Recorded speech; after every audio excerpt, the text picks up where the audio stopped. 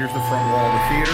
My plans have changed over time. The bottom cutout, ignore that. That's a clean out for my French drain sump pump system. There's gonna be kind of a grating there to cover it up. I'll build it in and make it look on theme. There is an outlet hole on the top because my original plan was to have an LED star curtain that would open to expose the screen or have a drop down screen. But because of the ductwork, is what this little box is, and obviously what all this is for, got in the way of that where the screen would have been nearly touching the floor, and that's just not ideal for viewing, and it is a theater first, so I scrapped those plans. The LED curtain was getting to be obscenely expensive to have a star filled when people walk into the room. I'm just gonna do it through the projector. Here I marked the center, then I measured half the frame, split the difference, 26.25.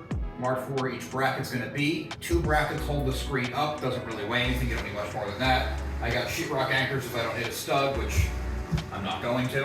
And what's really cool about the brackets is the screen can slide a little bit, so if I'm not exactly on, I can shift it a little bit either way. And another great thing is the projector at this distance can lens shift, which means you're just sliding the whole picture as one unit with very, very little distortion until you really get to the extremes. Something like 35 inches, which I'm not gonna need anything near that. I wouldn't wanna use that because, as I said, it can distort at a point. But a couple inches here or there will not distort, and you'll get a dead-on great picture. I'm making the holes in the bracket where the screws need to be. This line on the top of the screen, I use the level to continue it across. That way I know my screen's gonna be level, and that's something you absolutely wanna make sure you do. Because I have this header here, drop the bracket about 1 inch. I'll get the bracket on this side, level the bottom to that bracket, and make sure the brackets line up. Because this line's arbitrary, the brackets have to be dead on.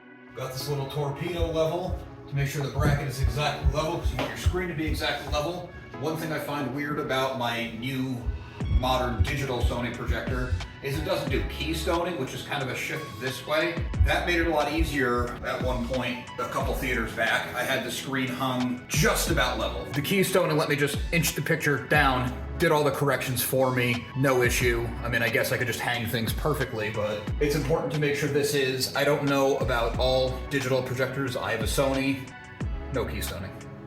So now that we have one bracket up, we just need to make a perfect level line to the other bracket to make sure it's the same distance. I can't measure from the ceiling because that ceiling's a different height than the ceiling over here, which is incredibly irritating. The first one stripped with just me using the hand screwdriver to do it, and it stripped way before it was in the wall, so I wasn't over cranking it. Tapped it in just to get it in. When I went to put the next one in, the whole thing crumbled. There's nothing left there structure-wise. I do have some butterflies. I'm gonna make that attempt. If you're unclear what I'm talking about with the butterflies, it's this piece of metal. You start the screw in it, squeeze it down, push it through the wall. When it's in the wall, it expands, and as you tighten it, this part goes against the sheetrock and it pulls it, keeps it snug. All right, that wasn't too bad aside from crappy plastic anchors. Can't really ask for much easier than that. Slides pretty easy. I have the line in the center of this, centered on the wall. Unfortunately, the hole for my right front speaker is off. My left front speaker is off. At one point I was going for a 135-inch screen.